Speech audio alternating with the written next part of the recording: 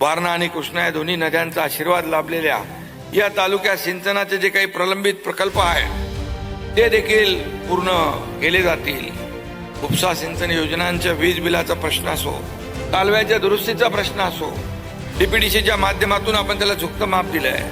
गावाला कृष्णा नदीचा मोठा काठ लाभल्याने पर्यटन दृष्ट्या बोटिंग क्लब इतर ते काय पर्यटन आपल्याला करता येईल। त्या माध्यमातून देखील आपल्याला लोकांना रोजगार मिळेल, तरुणांच्या हाताला काम मिळेल।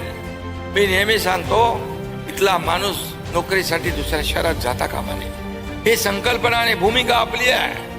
म्हणून त्या त्या ठिकाणी आपल्याला रोजगार निर्मिती करणं ही सरकारची भूमिका आहे। ठिकाणी शिवसेना आणि हे सगळे मंडळी एकत्र आल्यामुळे आणखी बळ या ठिकाणी वाढले।